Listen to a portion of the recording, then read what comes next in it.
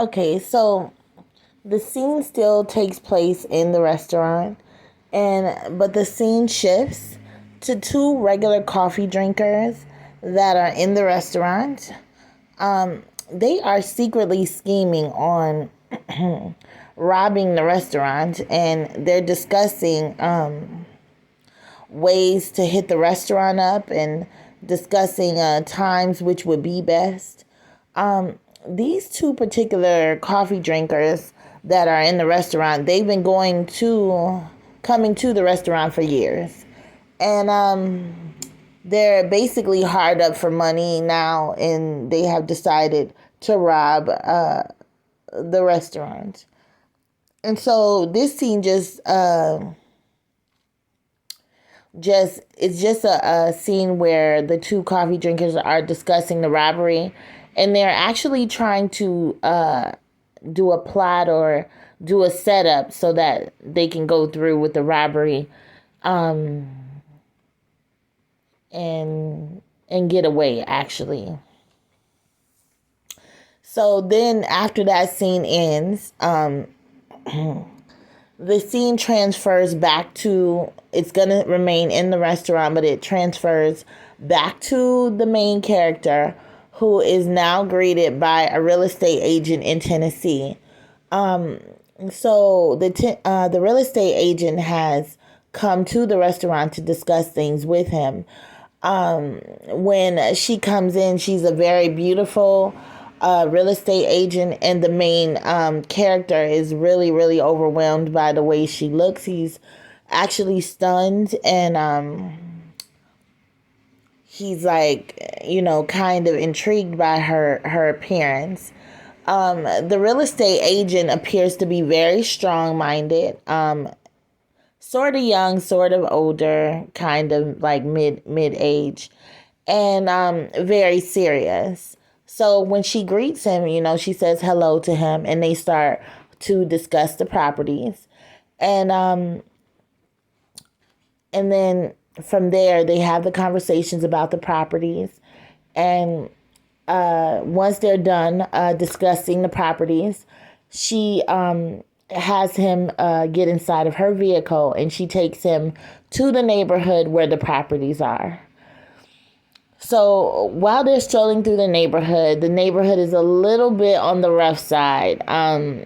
It's a little bit like African American ghetto, and it's a little bit rough. You see like a few guns out there, a few people kind of watching the streets, watching the people that come along. So the properties are all next to each other. There's five or four or five different properties that are side by side, next door to each other. And so the real estate agent takes him through and gives him a tour of all the properties that he is going to be owning. And he meets the people that are actually living in these homes. Some of them are very distraught because their kids have been taken, or actually the tenants are new tenants, and they're not the old tenants whose kids or daughters or whatever have been sex trafficked. These are all new tenants, and so he greets all the new tenants and checks out the properties. And then he starts to ask the real estate agent if he can actually develop like other things between the properties, such as maybe a small playground or something of that sort. So anyways, the two discuss the properties, and they lollygag, and then he at the end of the tour, he asks her if she might want to see more of each other or whatever, and she agrees and says, yeah, that's possible. And so he asks her if she will want to go out later on tonight and perhaps meet up before he leaves the city. And she tells him yes, and then they and then from there, she agrees to meet with him.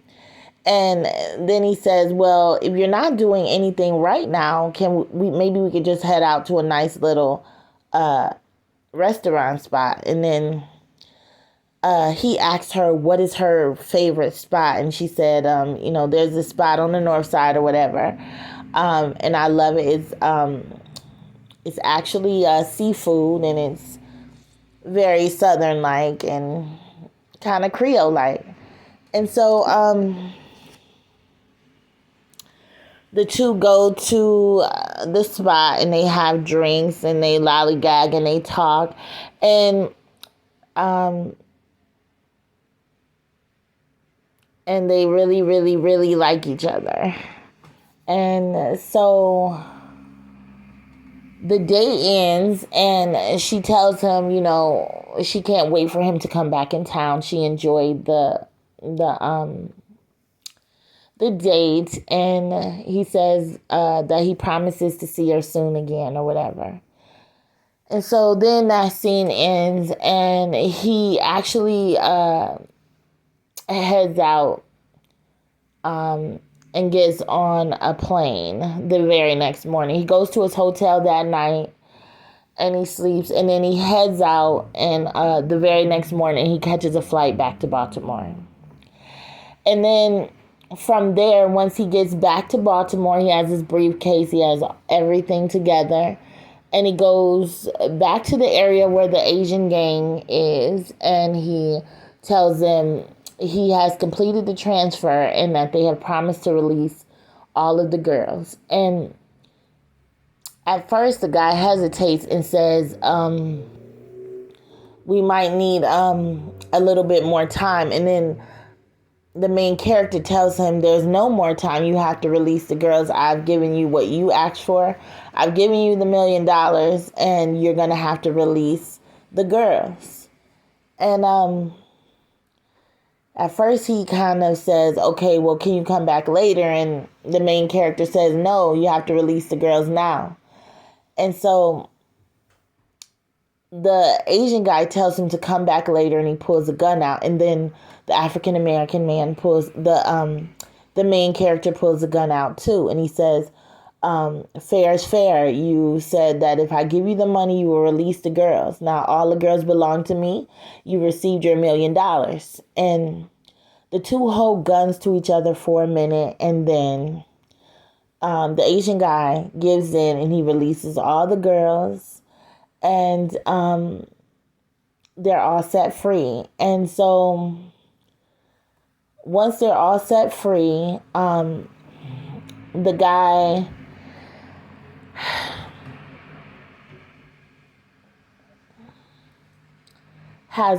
he gets all their phone numbers, and he has all the contacts, and he contacts all the parents and all of the family members of the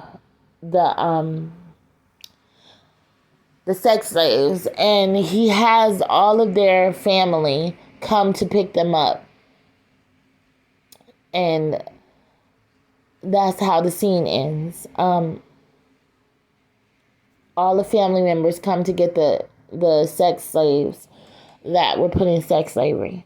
And that's how the scene ends.